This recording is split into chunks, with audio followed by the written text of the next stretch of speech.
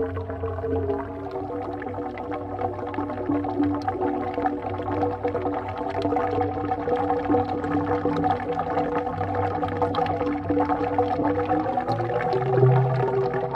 nome é Antônio Adalto Leite e com a sequência dos dois avós, materno e paterno.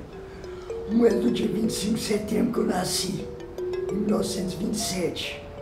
Atualmente conto com 88 primaverinhas bem vividas. O outro é do dia 28 de setembro, então a mamãe colocou um dos dois.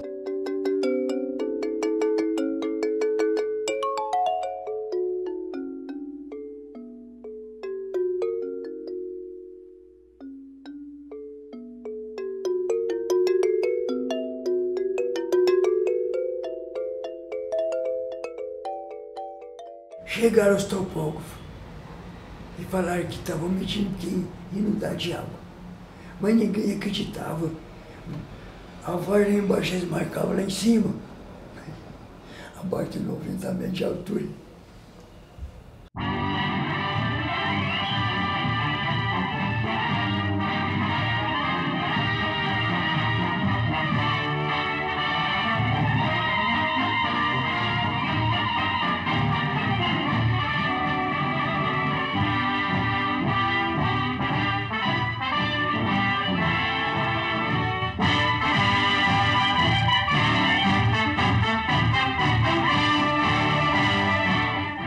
Numa era em que as indústrias florescem em torno das bacias fluviais, o Brasil põe o melhor de suas esperanças no potencial hidroelétrico de seus rios. Este é o Rio Grande. Nas corredeiras de Furnas será construída a maior usina elétrica da América Latina e uma das maiores do mundo.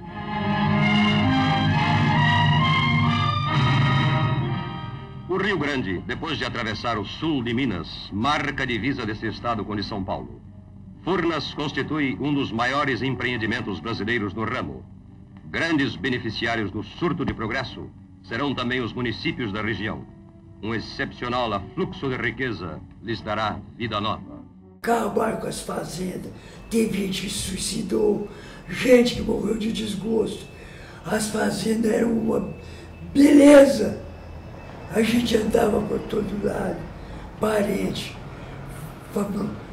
proprietários rurais de tradição, gente sitiante, perdemos tudo, tudo.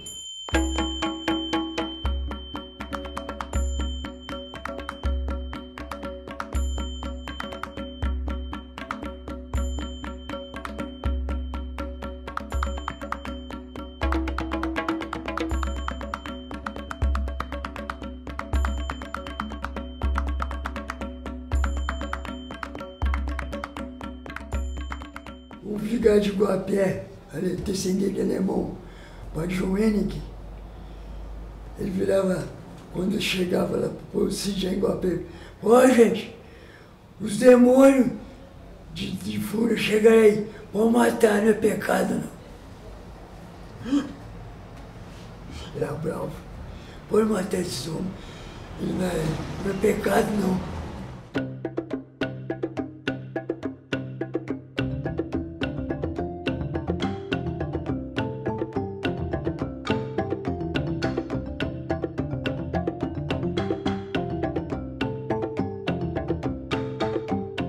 Eu me chamo Suzana de Araújo Leite Ervas, sou filha do Antônio Adalto Leite, que foi o responsável pelo resgate de todas as peças arqueológicas na beirada do Lago de Furnas, que o Lago de Furnas tem 50 anos, né? Então o museu está com 47 anos. Ele já sabia que existiam essas peças submersas, porque minha avó tinha umas peças, mas porque ela gostava de pedra. Então davam pedras para ela, mas ela sabia que aquelas pedras eram de índio, né, de bugre. E ele achou aquilo interessante porque todo mundo achava e ele não. E ele resolveu, por que eu não acho? E resolveu procurar e aos poucos, nesses 47 anos, ele ajuntou mais de 4.000 peças, que se transformou nesse museu. Começou na casa de um tal de Zeca Ferreira, amicíssimo meu, andava com lencinho. Ele ensinou a Suzana a fazer o lencinho de pescoço, um nó. Eu não prendi, não fumei, não sou mudinho. Aí, ele falou assim, Antônio, eu achei um pote aqui, eu fui cavar um buraco para sentar um esticador no canto da cerca. E tinha uma pedra por cima. Eu deparei com esse pote que está aqui. Tinha uma poeirinha branca dentro. E o pé era o fundo furado. Eu queria que você consertasse. Eu gosto de fumo, de ouro nele.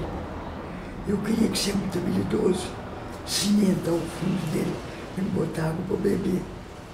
Falei, Zeca, eu não estou muito por dentro, que eu estou novato no assunto.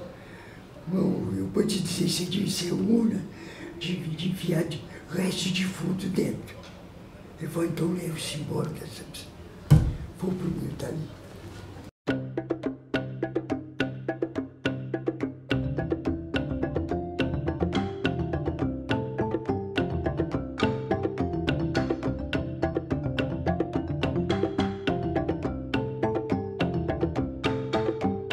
Encontrar essas peças para mim era brincadeira de criança.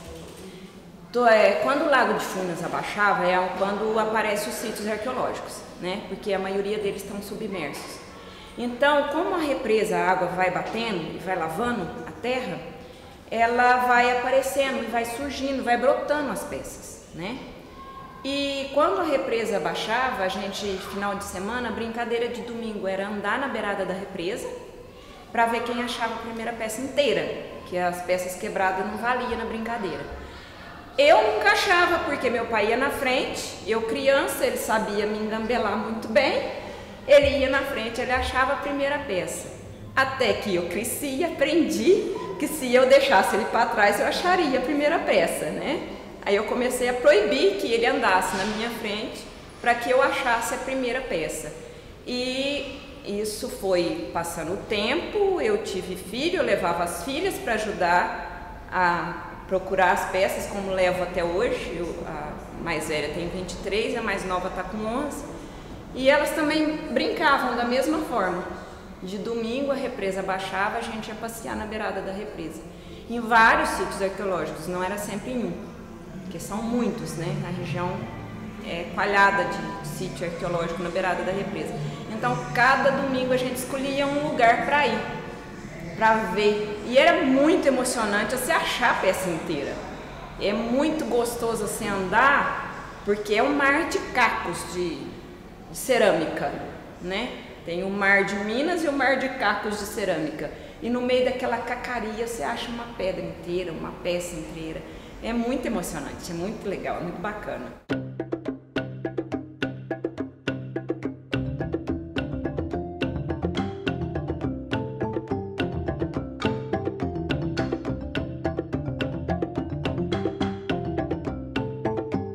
A gente sempre marcava a dificuldade. Primeiro, achar a peça inteira, que já é difícil, né? Você achar uma peça inteira. Aí, aquela peça inteira começava a ficar comum como quando aparecia outras iguais. Aí a gente sempre criava uma outra dificuldade para poder ficar mais emocionante. E assim a gente ia brincando de ser arqueóloga desde o dia que eu nasci.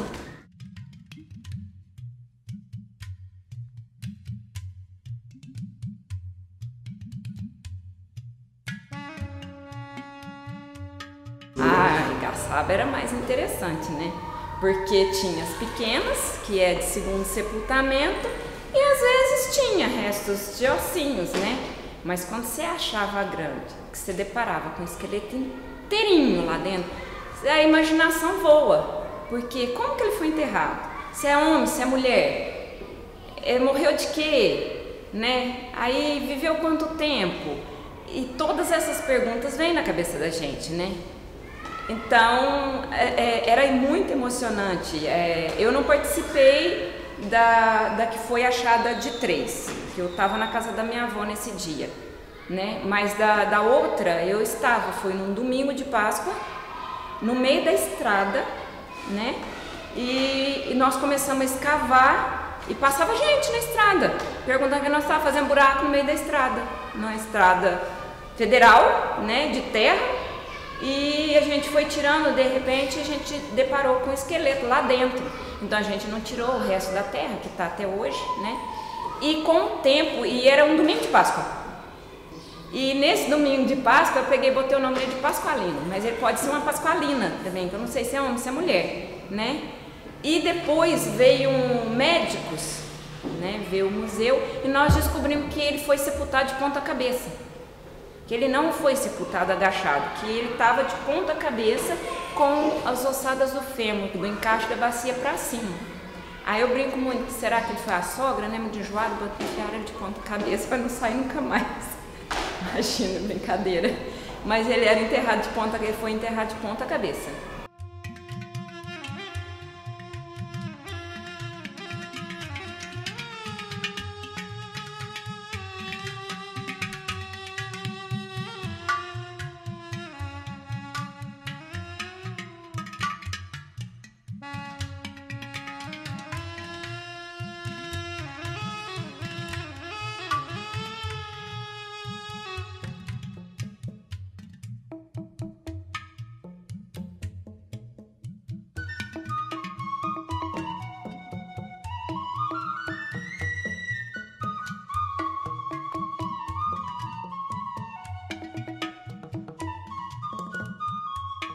O povo, muito curioso, eu falei, olha, noite de lua cheia, os índios saem de dentro desse pote ali, fica pelado aqui nesse pátio, e eu também saio peladinho. Eu dançamos aqui, aí dançamos que tem que dançar. Eles voltam para dentro do pote e eu volto para minha cama.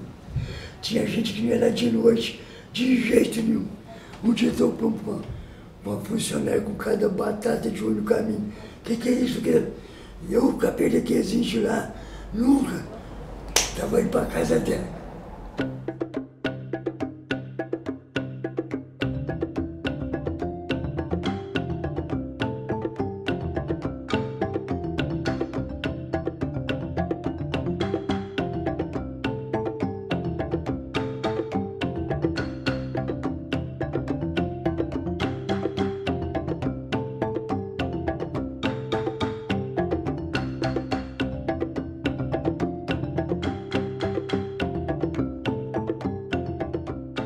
O caboclo chegou, olhou os índios e falou, trai aí dentro. Não fala essa palavra. Respeita. E teve uma outra que estava apanhando café, chegou lá, olhou, encheu os olhos de lágrimas. Eu sou Antônio de Deus. O mistério de Deus é grande demais. Caboclo da roça. Beleza, né? O milagre de Deus é grande demais.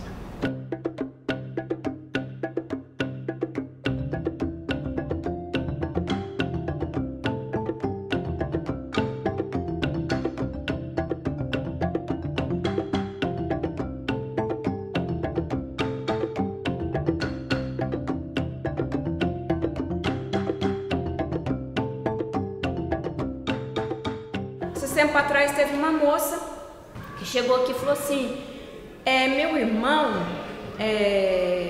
me proibia, me passava medo quando eu era criança na fazenda do meu avô, com esses potes. E hoje eu entrando aqui eu vejo que ele estava certo, que ele não estava inventando história para me passar medo. Eu falei, mas me conta isso. Ela falou assim, não, a fazenda do meu avô tinha porão, tem até hoje, a fazenda está lá, eu ainda vou sair lá nessa casa. E você já está convidado para nós irmos lá descobrir essa história. E ela conta que debaixo do porão, o irmão dela falava que ela não podia entrar, porque lá tinha uns potes que tinha índio enterrado. E ela chegou aqui e viu os nossos potes e falou assim, ele não estava errado. E eu, quando era criança, eu brincava com umas panelinhas de pedra, que a minha avó contava para mim, que o avô dela contava para ela, que era de uma índia que foi amarrada na beirada do rio por muito tempo até ela amansar para ele casar. Pelos meus cálculos, é tataravô ou bisavô da avó da menina. Pelo que deu para perceber, porque tinha muita gente, ela contou meio rápido, e eu vou pesquisar isso mais. E aí ela fala assim, que a avó contava, que o bisavô dela contava, que ele amarrou uma índia, até ela amansar na beirada do rio, e até ela amansar, ela ficou fazendo essas panelinhas, aí ele casou com ela. E essas panelinhas, essa moça, que hoje ela deve ter a minha idade, brincava quando era criança. E essas panelinhas, ela acha que essas panelinhas quebrou, que ela não sabe mais aonde foi parar essas panelinhas.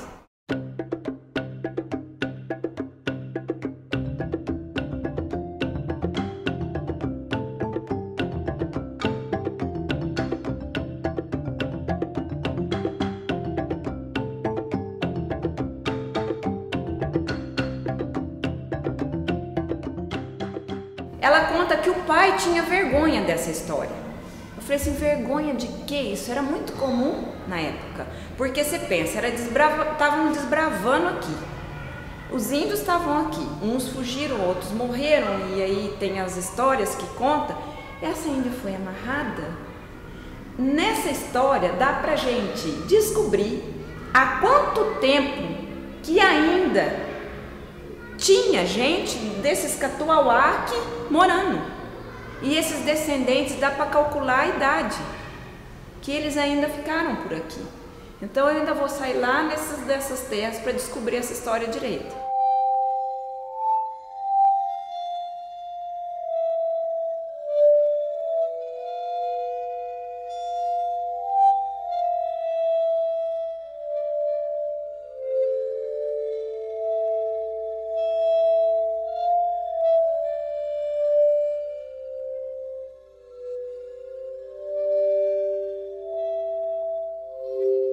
Tinha uma gruta com pinturas rupestres para baixo da cachoeira de Sapucaí, do rio Sapucaí. Essa gruta, ela tinha pinturas rupestres, ela tinha uma perereca pintada, que meu pai lembra, tinha uma escada, tinha outra pessoa, lembra, o Renato Freire lembra que tinha cenas de caça de animais. Dentro dessa gruta, imagina o que não tinha lá. Ela está a 70 metros de profundidade, calculamos, não, né? Que ela deve estar a essa profundidade. Diz que eles fotografaram o rio Sapucaí, trecho por trecho, até na foz do Rio Grande. E eu fiquei curioso, porque se essas fotografias pode ampliar, pode achar as pinturas rupestres do Itapecerica. Tem aqui no Capitólio. Tem que fazer um banner aqui. Nós temos a fotografia de um Capitólio. Eu já estive lá no pé das pinturas rupestres. O senhor chegou a conhecer a gruta? Da Itapecerica? Ah, conheci. Tinha uma perereca desenhada, um degrau, uma seta. A perereca desenhada em cima. Tinha aquela orquídea, Candileia valquiriana roxa. Tinha uma árvore de copaíba cheia de orquídea, floria. E a gruta cabia uns 4 focinhos dentro. No tempo da seca, no tempo das águas, a água invadia. E lá chama Itapecerica, quer dizer, pedra escorregadia do Tupi-Guarani.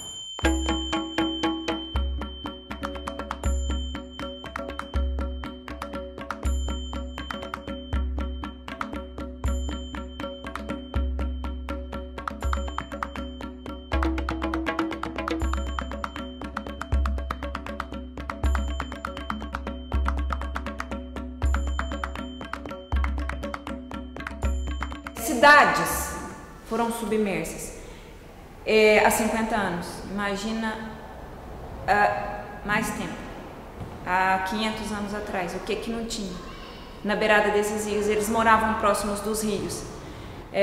Tanto é que os sítios arqueológicos aparecem quando ela baixa, porque são os lugares mais planos, né? Porque os mais profundos assim não vai aparecer nunca. Por mais que a represa abaixe, não vai aparecer.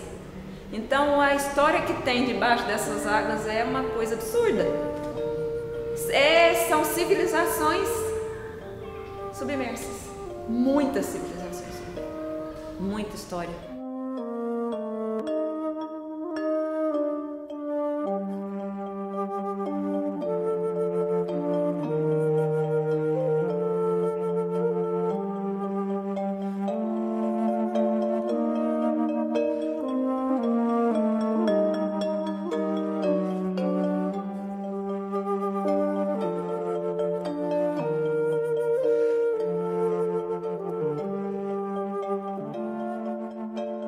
Eu não gosto de falar em orgulho, eu falo vaidade.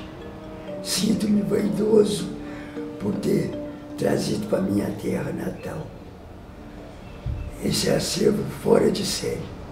Eu vou fazer um tratamento na garganta com câncer que eu tive. Você está vendo meu timbre de voz. A minha sobrinha me enchia as paciências médica. Tia Antônio, vende aqui no museu para os ricaços. Da pessoa comprou uma Mercedes zero e dá sobra o dinheiro. Eu falei, não. Uma que eu sou, nós passamos por conhecimentos sobre os atuais depositários. Nós não somos donos. Pertence à coletividade, à humanidade.